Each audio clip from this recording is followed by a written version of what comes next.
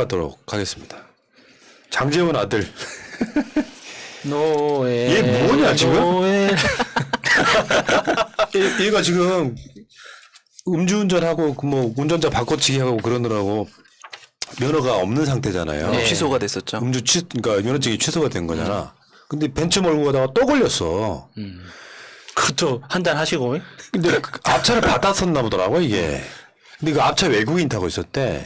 이제 경찰에 신고를 해가지고 조사를 해보니까 만취가 돼가지고 막 저 화면에 보시면요. 네. 술 냄새가 나니까 어. 바로 이제 경찰이 와서 측정해보자 하니까는 니 뭔데?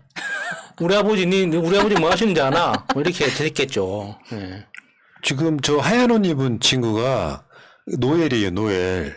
그러면서 이제 경찰관 막 가슴팍 손으로 밀치고 머리로 들이받고 한 이 과정들이 있었나 봐요. 야, 얘는 내가 봤을 때는 지금 청년들이 가장 분노해야 될 소위 기득권들의 대표적인 모습 같은 거예요. 그러니까요. 저는 그 부분인데 뭐 솔직히 저런 걸 보면 음악 활동하는 놈이 아니라 저건 그냥 음주 활동하는 놈이라고 생각이 들고 네. 그리고 뭐 지네 아버지의 주군이 윤석열이다 보니까 따라 배우려고 술 먹고 돌아다니는 것 같기도 하고 뭐 한데 제가 화나는 건 바로 그거예요. 장제원이 조국 장관 이제 청문회 당시부터 시작해서 조국 장관 엄청나게 공격을 했죠. 공격할 때 자녀 의혹을 들이대면서 이러면서 우리나라의 뭐 청년들한테 뭐 이런 식으로 계속 문제 제기를 했어요. 근데 여러분들 이 노엘이요. 첫 번째 지난번에 그 운전자 바꿔치기하고 했대 그때가 언제인지 아세요? 그날이 바로 조국 장관 청문회 당일이에요. 맞아. 당일에 조국 장관한테 자녀 의혹 던지면서 자식 똑바로 가르치라고 막 이래놓고 나서 밖에 나가자마자 노엘이 그 짓거리하고 돌아다니다 걸린 거예요. 저는 그래서 이번에 또 이 짓을 했길래 지금 집행유예 기간이잖아요. 집행유예 기간인데 이 짓을 또 했어요. 똑같은 짓이에요. 이번에 면허도 없어. 지난번보다 더 심한 짓이에요. 그래서 이놈아가 도대체 뭐 하는 놈이야 이거. 그래갖고 옛날에 얘가 인스타그램하고 유튜브에다가 올린 영상을 봤더니요. 이런 짓을 해요. 그 사건은 2019년이었고요. 그런데 2018년도 5월 달에 제가 벤츠, 이건 나 이름도 몰라. ANG GT라는 3억 좀 덜 되는 차 하나 샀어요. 이지랄 떨고. 그 다음에 또 2달 뒤에 유튜브에서 요즘 뭐 하고 지내세요? 라는 근황을 물어보니까 놀러 다니고 술 먹고 돈 좀 쓰고 뭐 그렇게 살죠. 이렇게 사는 애인 거예요. 자식 교육이나 똑바로 왔어요. 장제원 씨는 당신이 도로교통법 일부 개정안 발표할 때 뭐라고 얘기했는지 내가 정리를 해보면 음주운전은 운전자 본인의 생명뿐만 아니라 무고한 일반 시민의 생명을 위협하는 중대한 범죄다. 그리고 그 작년 9월 달에 자식 교육 제대로 하겠습니다. 계속 그런 약속했지 않습니까? 네. 그 재난지원금 받으면 좋아서 공중제비 도는 새끼들이 인터넷에서 존나 그치, 그 생각하네. 얘기도 있지. 아, 그게 노엘이 했단 말이에요? 그치. 와, 아무튼 이게 진짜 중요한 것 중에 하나가 무면허의 음주인데 경찰관 폭행했죠. 구속이거든요. 얘 집으로 돌려보냈더라. 난 이게 되게 빡치는 네, 거야. 그것도 이상한 거죠. 우리 아버지 뭐 하시는 줄 알아? 대선 주자 저쪽 1위 윤석열 캠프의 대장이야. 그런 얘기 안 했을까? 왜냐면 여기 그 음주운전 그때 걸렸을 때 우리 아버지가 국회의원인데 1,000만 원 줄 테니까 합의해달라고 했던 그런 거거든. 장제원 옛날에 했던 말 한번 볼까요? 자식이 문제 있는 공직자는 공직자 자격이었습니다. 사퇴 이 새끼야.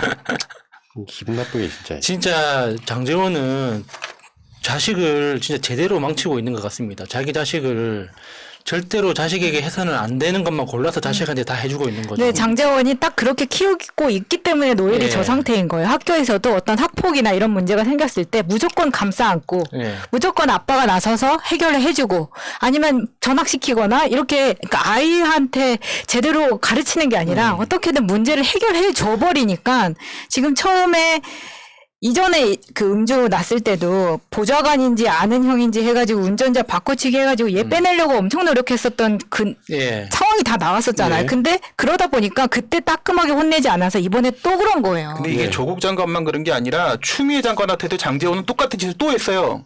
작년 7월 달에 추미애 장관 아들 관련돼서 자녀 의혹을 또 제기하면서 그 난리를 치는데 그때 민주당 의원들이 뭐라고 했냐면 이게 진짜 문제가 된다라고 한다면 당신 아들 노예는 어떡할 거야 라고 얘기를 하는 순간 왜 그래? 왜 그래? 하고 소리를 지르면서 문 박차고 회의장 밖으로 나갔던 사람이에요.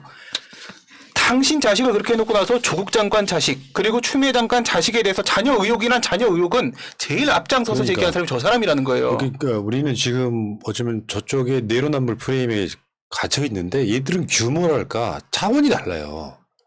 어쩌다 그런 건이 하나 나오면 민주당에서는 티끌만큼 하나만 나오면 엄청나게 뭐가 문제 있는 것처럼 내로남불 프레임 거는데 저쪽에는 차원이 달라. 벤치 몰고 가다가 무면허 음주에다가 경찰관 폭행했는데 집에 돌려보냈다고? 말도 안 된다. 이게 가능한 이야기라고 생각해요?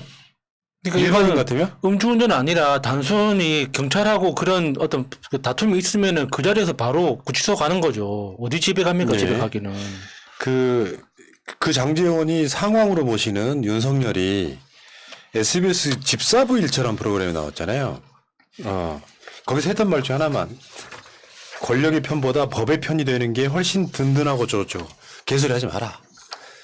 윤석열 개소리 하지 마라. 무슨 말이냐면 그 법이 약자인 사람한테만 법이니까 문제죠. 지금 이게 그 SBS 집사부 일체를 보고 있으면 역겨워서 못 보겠더라고. 내가 맞아. 방송을 해야 돼서 그냥 대충 이렇게 빠른 배속으로 봤는데 하는 말 한마디 한마디가 다 국민들한테 하는 거짓말이에요. 지 마누라, 지 장모, 지 측근들, 장제원 아들 한번 봐봐봐. 그리고 자기 반대쪽에만 법 집행이 어마어마해. 그러니까 무슨 무슨 법의 편? 뭐 말이 되는 소리를 해야지. 남의 집 풍비박산 내놓고 나서 나와서 저렇게 예능 프로에서 장난치고 노는 것 자체가 정말 어이가 없고요. 근데 뭐 저 솔직히 저는 이제 나왔다길래 김건희 나올 줄 알았어요. 근데 김건희는 코빼기도 안 베이대요. 다음 주에 이재명 지사 저기 이제 방송에 나옵니다. 저는 김혜경 씨, 부인 김혜경 씨랑 함께 나와서 정말 사람 냄새 나는 화목한 가정의 모습 그런 거 보여줬으면 좋겠습니다. 아, 근데 집사부일체 같은 경우에는 이런 식의 예능은 하면 안 된다고 생각해요. 지금 사실은 추석 연휴 끝나면 조사받고 수사받아야 될지 모르는 사람을 이렇게 내보내가지고 엄마한테 문자가 왔어요. 제가 밖에 있는데 지금 SBS를 좀 봐라. 이렇게 왔더라고요. 근데 엄마 말이 야, 이거는 중도에서 사람들이 보면은 굉장히 호감 가질 만한 프로그램이었다는 거예요. 근데 제가 봐도 그래요. 그러니까 지금까지는 그냥 검찰총장의 모습만 보여줬다면 앉아서 뭐 김치찌개 만들고 막 이런 거 강아지 뭐 해주고 이런 거 모습을 보여주니까 그냥 일반 사람들한테는 이미지가 약간 상쇄되는 분위기가 있다고요. 그러다 보니까 이거는 참 김건희가 잘 짰다는 생각밖에 안 드는 거예요. 일시적으로 그거는- 말씀을 드리세요. 그 전에 나경원이 아내의 맛에 나온 다음에 경선에서 똑 떨어졌다고. 그러니까 일시적으로는 아니, 윤석열의 이미지가 좋아지는 효과가 분명히 없는 건 아니죠. 네, 있어요. 네. 그런데 그 다음부터 나올 이슈들은 그러니까 단적으로 김건희를 왜 방송에 못 내느냐.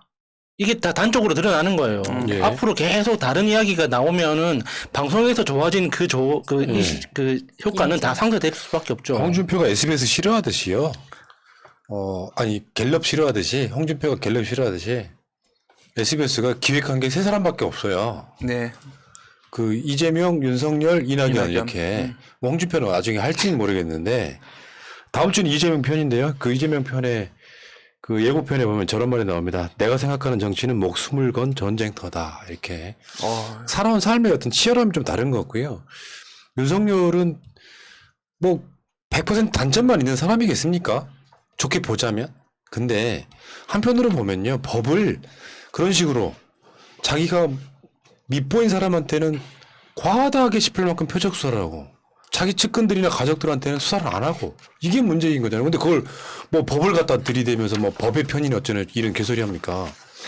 법 이야기 하는 사람들은 여러분들 제가 꾸준히 말씀드려왔던 거지만 법을 지킨다고 하는 것은 가진 자, 권력을 가진 자들의 논리예요.